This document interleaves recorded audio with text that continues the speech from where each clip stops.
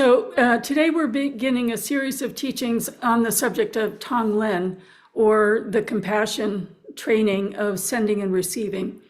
For the last few weeks, we have been focusing on Lord Jigten Sumgun's loving kindness meditation. So this is working with a different quality of bodhicitta in terms of strength and emphasis, but in essence, they're not separate. The trainings are separate, but they are not separate. So when I was contemplating this today, move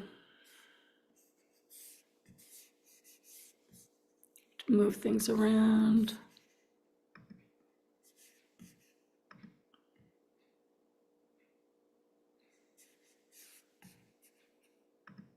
There we go. I was considering the process of Tonglen. The process of Tonglen is 4 stages, 4 sets of instructions that you progressively move through. The interesting thing, and it's true of all of the teachings, it starts with the view. And in Tonglen, that means it starts with a view of the absolute. So we were speaking about the absolute a little bit in the last class, and I want to go a little bit more into that today, because when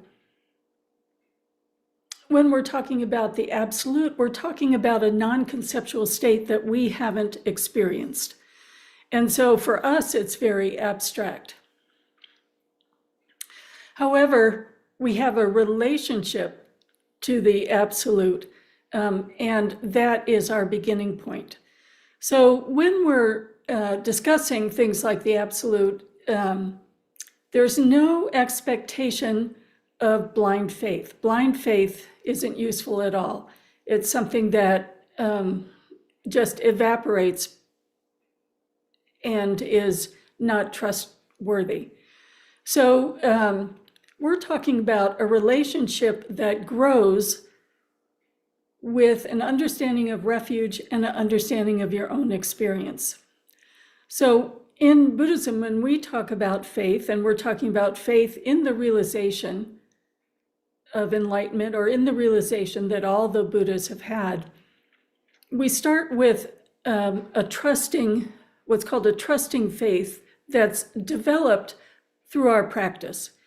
So in the process of listening and contemplating the teachings, we can hear about the realization of enlightenment, and we recite the refuge prayer.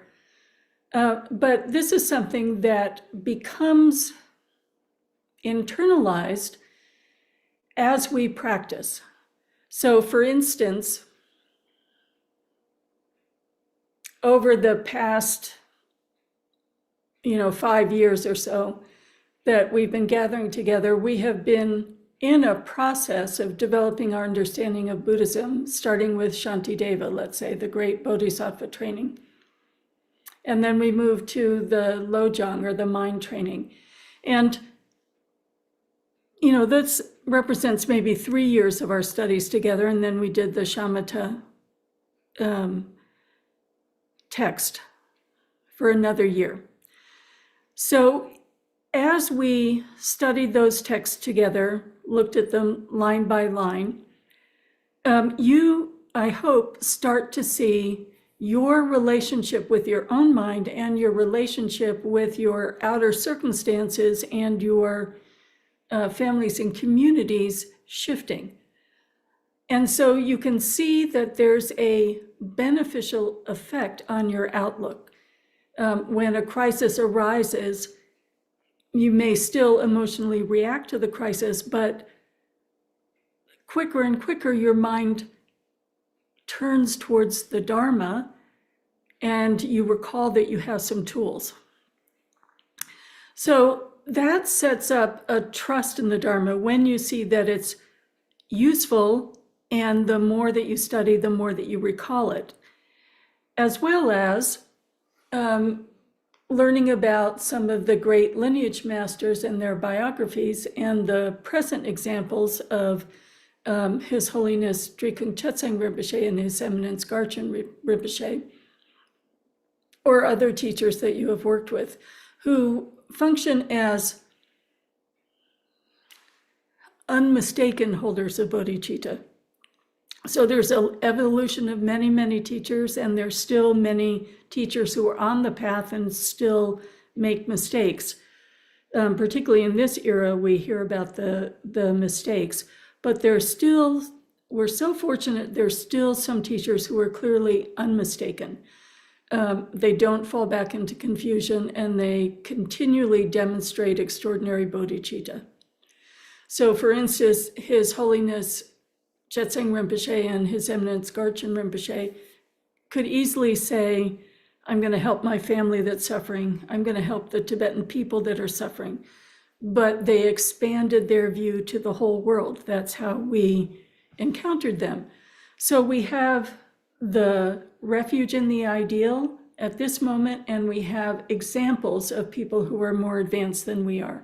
And that starts to build a trust that, yes, we do have Buddha nature. Yes, it is possible for us to touch into that realization one day, the same realization that the Buddha had.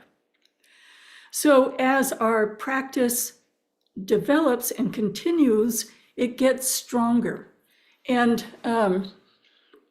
one of the things we talked about last week, and that I want to reemphasize now, there's this longing for the ideal.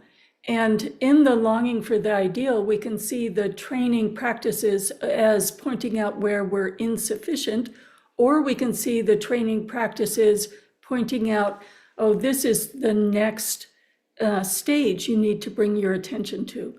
And I want to encourage you to continuously see each obstacle that arises as pointing out, okay, this is my work, this is the next stage that I'm working with, not an insufficiency.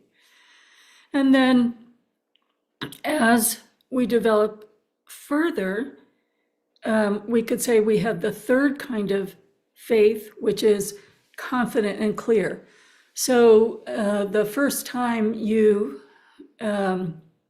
feel the bodhicitta naturally arising, not something that you have to conceptually generate by a memory or a person, but something that touches base with that pervasive spring, and you realize the truth of the Dharma, then there's an aspect of confidence that arises. So we move through these three aspects in our relationship to the Absolute.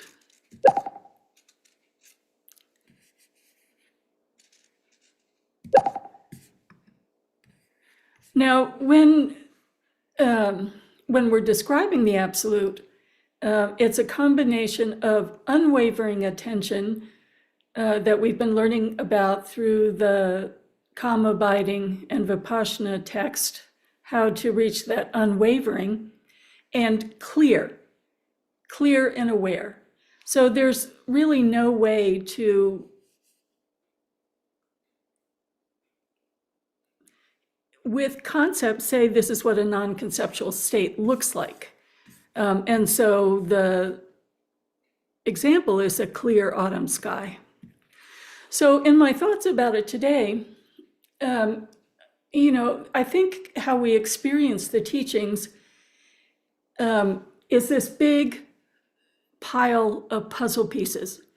And with each text that we go through and each text that we learn, we have clarity about one piece of the puzzle. So in the coming year, we'll work with the Heart Sutra and then with Buddha nature. And each of these is adding one more piece of the puzzle to understanding moving from trust to clear and confident. And we can only do that one puzzle piece at a time. So we're taking out the special puzzle piece of Tonglen. And the reason I keep saying that this is a lifetime practice is, if you remember, we spent a month or two of it in the Bodhisattva way of life. We spent a month or two of it, the loving kindness in Tonglen. when we were studying Lojong. And now we're again spending a month or two. But each time we return in depth, we have more of the puzzle becoming evident to us. So the puzzle piece becomes even more clear how it's adding to the whole or the total picture. So then coming back to how do you express something that's non-conceptual, it's and a realization that has the resonance of loving kindness and compassion, or the perfume of loving kindness and compassion. Emptiness or boundlessness isn't blank. It is simply empty of everything that is not Buddha nature. So as the puzzle piece becomes clearer, everything that is not Buddha nature, everything that is not the realization, replete with qualities, fades away and disappears. And although we can't conceptually visualize a realization, we can relate to the qualities, and then we visualize these qualities in a picture of, let's say, here's Shakyamuni Buddha, and the picture is meant to be a visual reminder of all of these qualities. So when we talk about drawing the Buddha or looking at a picture of the Buddha, there are marks and signs of enlightenment. So for instance, his right arm is particularly long because of his generosity, able to reach out with what people need. And his ears are particularly big so they can hear the cries of suffering.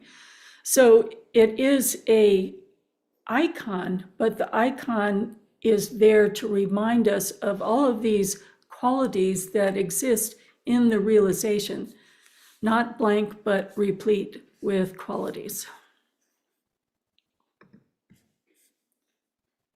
So, there was one more. Let me go back.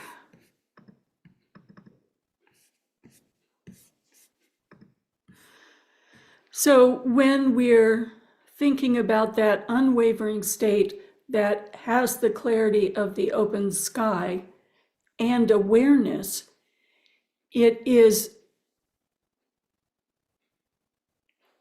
an awareness or a lens of the resonance of all of these qualities. And we're putting together our understanding piece by piece, and we're all at different stages of relating. It might be just trust right now, or it might be a longing that's almost painful, or it might be clear confidence that we're just taking one step at a time. There we go. So the 4 stages of Tonglen first start with flashing on the absolute. So here we are. How in the world do we flash on the absolute that we don't understand yet? We have a relationship with it already through the loving kindness meditation.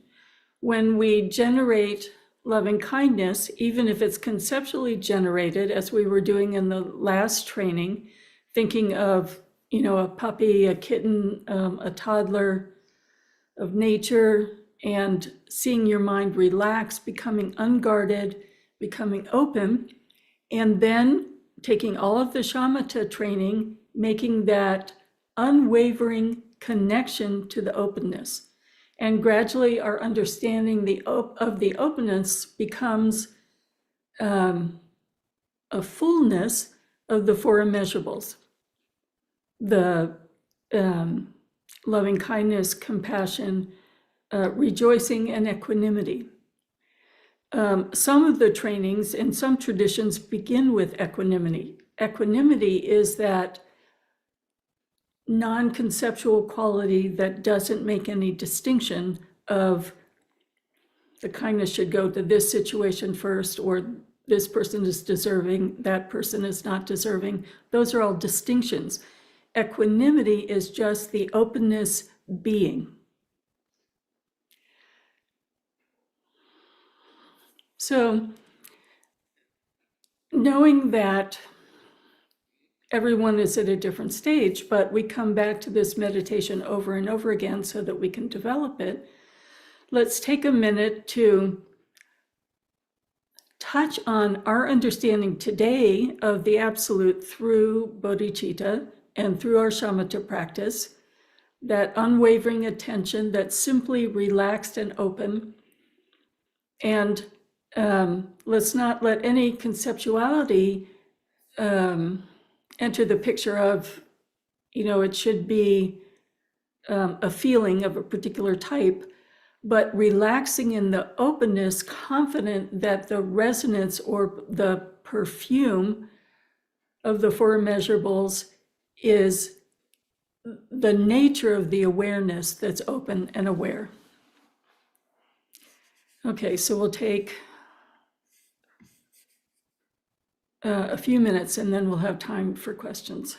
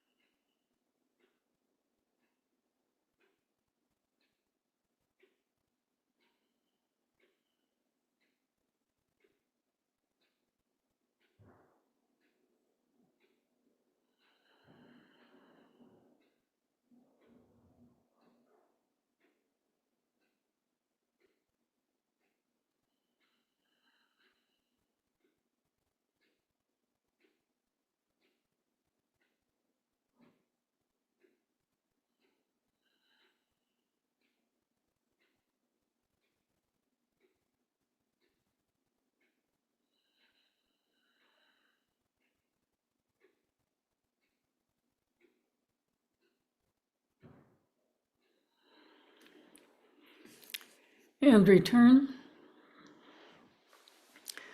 So this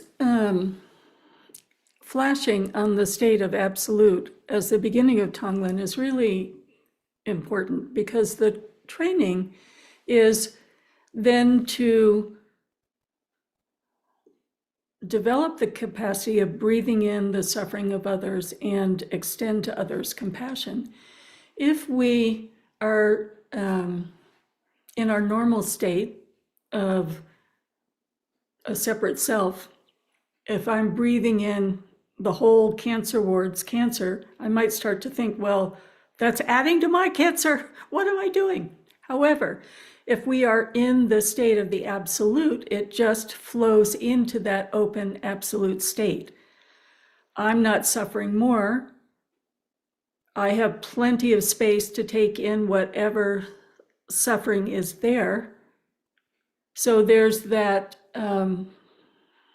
expansiveness and capacity to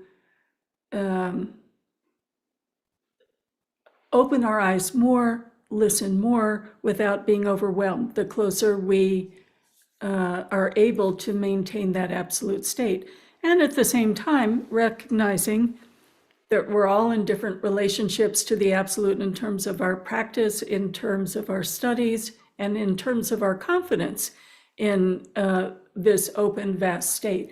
And that's why we keep coming back to these meditations over and over and over again.